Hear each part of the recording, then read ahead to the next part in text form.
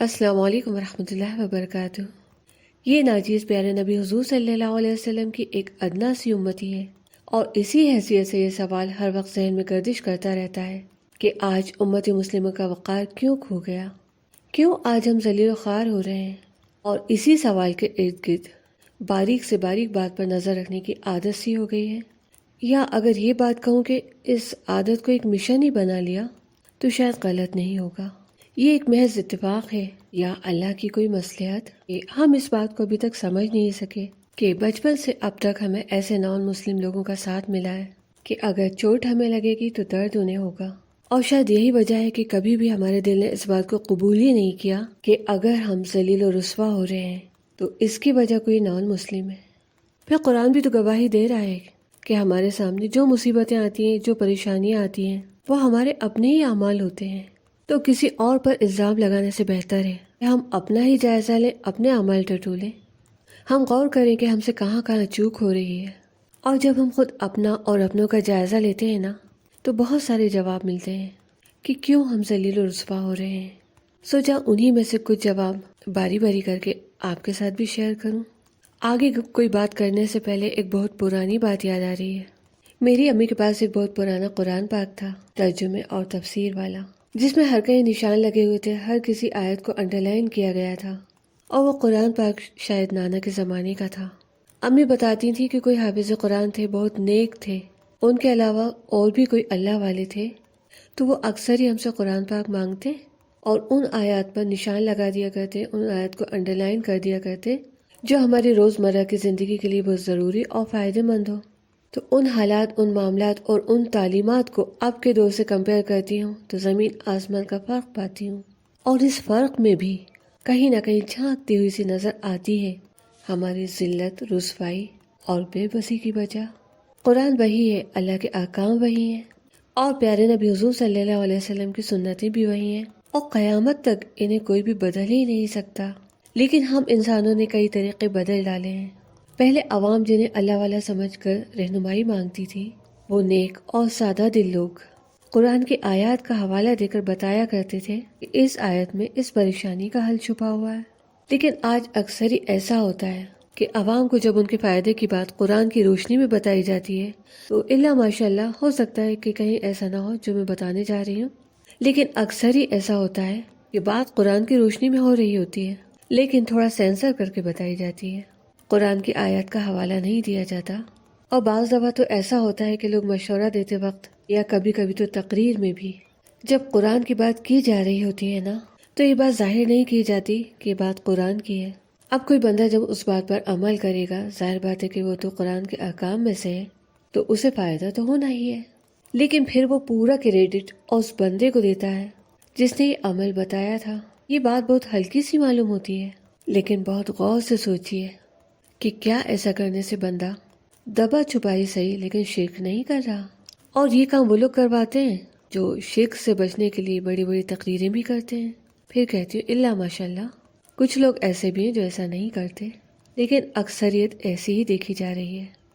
کیونکہ جب کوئی بندہ کوئی عمل کرتا ہے جبکہ اسے نہیں معلوم رہتا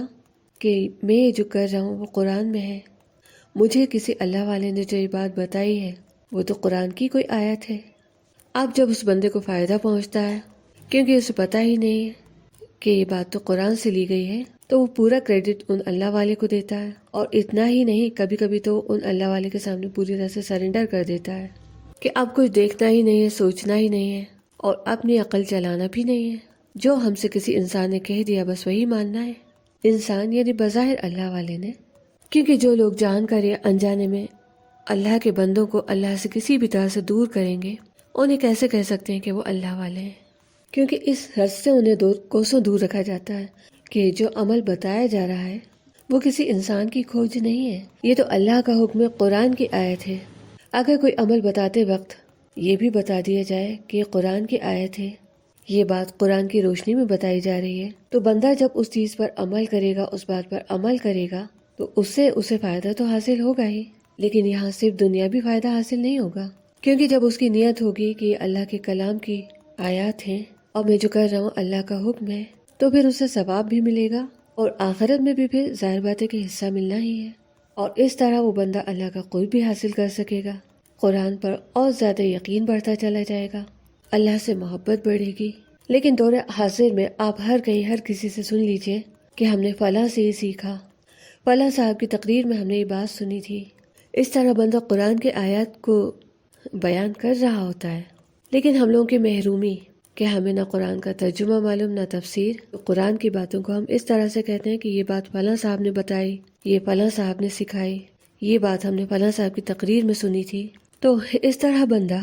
فلاں صاحب سے پوری طرح سے امپریس ہو جاتا ہے، اور جو باتیں قرآن سے لی گئی ہوتی ہیں ان کا کریڈٹ پوری طرح سے ان صاحب کو دے دیا جاتا ہے۔ اس طرح قرآن اور حدیث کی باتوں کو دبا چھپا کر بتانے سے ایک بہت بڑے سچ سے بہت دور ہو جاتا ہے کہ جہاں اسے اللہ کی بڑائی کرنا تھی وہاں وہ بندوں کی بڑائی کرنے میں لگا رہتا ہے کہ یہ بات میں نے ان سے سیکھی، ان سے سنی۔ سچ بتاؤں تو تکلیف اس بات کی بہت زیادہ ہے، اور اس کی ایک اہم وجہ یہ بھی ہے کہ اس ناجیز نے خود اپنی آنکھوں سے دیکھا ہے اور کانوں سے سنا ہے کہ جو لوگ پوری طرح سے گمراہ ہیں اور کھلا ہوا شرک کرتے ہیں، ان میں سے اکثر ایسے لوگوں کو دیکھا ہے کہ جو اپنی ہی طرح کے لوگوں میں بہت اونچا مقام پا چکے ہیں۔ اور وہ اونچا مقام معلوم ہے کیسے پایا؟ انہوں نے ہمارے نبی، پیارے نبی حضور صلی اللہ علیہ وسلم کی سیرت کو پڑھا، اور پیارے نبی حضور صلی اللہ علیہ وسلم کے اخلاق کو، معاملات کو خود اپنی زندگی میں اتارا۔ لوگ ان پر فدا ہوتے چلے گئے، ان کے سامنے سرنڈر کرتے چلے گئے کہ اتنی اچھی بات، اتنے اچھے اخلاق، اتنے اچھے معاملات تو ہم نے کہیں اور نہ دیکھے نہ سنے،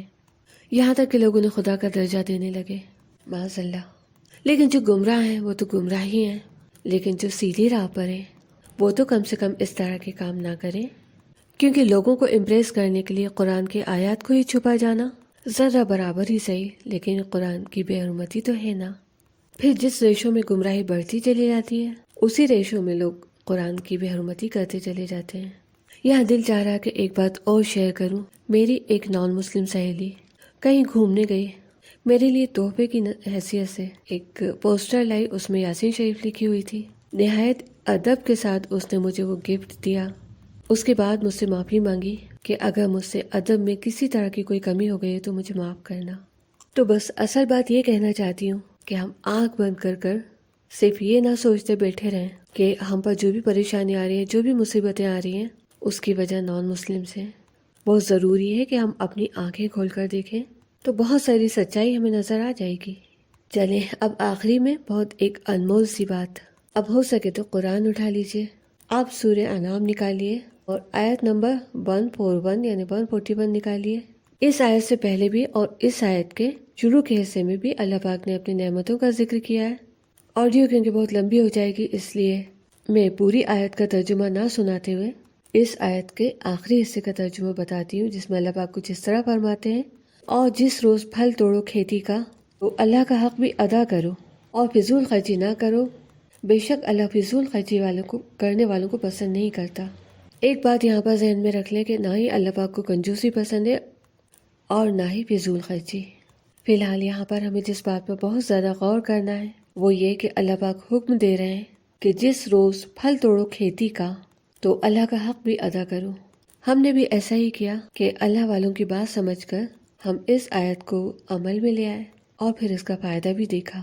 پھر جب قرآن پڑھتے پڑھتے اس آیت پر نظر ٹکی تو یہ عہد کر لیا کہ اپنی طرف سے پوری کوشش کروں گی کہ ہر قرآن پڑھنے والے کی توجہ اس آیت کی طرف آئے کہ آج اور ابھی سے اس آیت کو اپنی زندگی میں اتار لیجئے، اپنے عمل میں لے آئیے اور کچھ باتیں ذہن میں رکھیے۔ سب سے پہلی بات کہ کلام الہی کی بات ہے جو حق ہے، شک کی کوئی گنجائش ہی نہیں ہے، یہ کوئی وظیفہ یا کوئی عملیات نہیں ہے، یہ اللہ کا حکم ہے، اور اللہ کا تو کسی چیز کی ضرورت نہیں ہے۔ اللہ نے جو کہا ہمارے بھلے کے لیے کہا ہے نا، اور اللہ کے احکام کو ہمیں آزمانا نہیں ہے کہ چلو کر کے دیکھ لیتے ہیں، بس اللہ نے جو کہہ دیا تو کہہ دیا، اگر کامیابی نہ ملے تو اپنی کمزوریاں ٹٹولیں۔ اب اس آیت کو عمل میں لا کر دیکھیے کہ چاروں طرف برکتیں ہی برکتیں نظر آئیں گی انشاءاللہ۔ ہاں ایک بات کا خاص خیال رکھیں، زکوٰۃ ادا کر کے، صدقہ دے کر یا کبھی کسی ضرورت مند کی ضرورت پوری کر کے یہ ہرگز نہ سمجھیں کہ ہم نے اس آیت پر عمل کر لیا،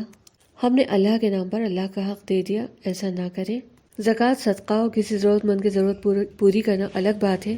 کیونکہ یہاں صاف ظاہر کیا گیا، صاف آیا ہے کہ جس روز پھل توڑو کھیتی کا تو اللہ کا حق بھی ادا کر دیا کرو۔ یہاں جس روز کی بات آئی ہے تو ہم لوگ ایسا کریں کہ جس کا بھی جو بھی سورس آف انکم ہے، اس سے جو بھی آپ کی انکم آتی ہے، چاہے آپ سبزی کا ٹھیلا لگاتے ہو، آپ کی بہت بڑی فیکٹری ہو، آپ کی سیلری آتی ہو یا پینشن ہی کیوں نہ آتی ہو، اس میں سے کچھ پرسنٹ مقرر کر لیں، 5%، 10%، کہ قرآن کے احکام کی روشنی میں مجھے اللہ کا حق ادا کرنا ہے، اور 5 یا 10% یا جتنا بھی چاہیں اتنا پیسہ اللہ کے نام کا الگ کر دیں۔ پھر برکتیں اپنی آنکھوں سے دیکھیں۔ کوئی یہ نہ سوچے کہ ہمارے پاس تو اتنے تھوڑے سے پیسے آتے ہیں، اس میں سے ہم کیسے نکالیں۔ تو یہ یقین رکھیں کہ جو تھوڑے سے پیسے آئے نا، وہ بھی اللہ کے حکم سے ہی آئے ہیں۔ تو اللہ نے اگر اپنا حق مانگا ہے نا، تو وہ اللہ نے خود اپنے لیے نہیں مانگا۔ اللہ اپنے بندوں کو 70 ماؤں سے زیادہ پیار کرتا ہے، اس میں ہمارا ہی بھلا چھپا ہے۔ اللہ کو ہمارے پیسوں کی ضرورت نہیں ہے، نہ ہی اللہ کو ہماری کسی عبادت کی ضرورت ہے۔ ہو سکے تو اس آڈیو کو زیادہ سے زیادہ شیئر کریں، کہ ہم یہ بالکل نہیں کہتے کہ پیسہ ہی سب کچھ ہے، لیکن پیسے کی اہمیت سے انکار بھی تو نہیں کیا جا سکتا نا۔ بچہ جب دنیا میں آتا ہے، اور آج کے دور میں تو زیادہ تر بچے ہاسپٹل میں ہی آتے ہیں سب سے پہلے، تو بچہ جب لیبر روم سے باہر آتا ہے نا، اس کے پہلے ہی ہاسپٹل والے ایک موٹی سی رقم رکھوا لیتے ہیں۔ پھر بچہ بڑا ہوتا ہے، ایک لمبی عمر پوری کر کے جب اس دنیا سے جاتا ہے، تب کفن بھی پیسوں سے ہی آتا ہے۔ تو دنیا کی ہر چیز پیسوں سے ہی آتی ہے۔ ہاں سوری، ایسا کہنا ٹھیک نہیں رہے گا، کچھ چیزیں انمول ہوتی ہیں جنہیں پیسے سے نہیں خریدا جا سکتا، لیکن انسان کی روزمرہ کی چیزیں، روزمرہ کی ضرورت کی چیزیں اکثر پیسوں سے ہی خریدی جاتی ہیں۔ اور حد سے زیادہ تنگ دستی یعنی غریبی، مفلسی، بے بسی کئی بار انسان کو غلط کاموں کی طرف لے جاتی ہے۔ سوچیں، اگر کسی کی دن بھر کی کمائی 100 روپے ہے اور اس کے گھر میں کھانے والے 4، تو اب وہ ان پیسوں سے آٹا خریدے گا یا کاپی پین؟ تو ضروری ہے نا کہ ہم اپنے حالات، معاملات، اخلاق سدھارنے کے لیے مالی حالت بھی سدھاریں۔ تو ابھی جس آیت کا ذکر کیا گیا ہے، اس آیت کو اپنے عمل میں لے آئیں، آج سے اور ابھی سے، پھر برکتیں اپنی آنکھوں سے دیکھ لیں۔ ملیں گے انشاءاللہ اسی طرح کی کسی اور بات کے ساتھ۔ السلام علیکم ورحمۃ اللہ وبرکاتہ۔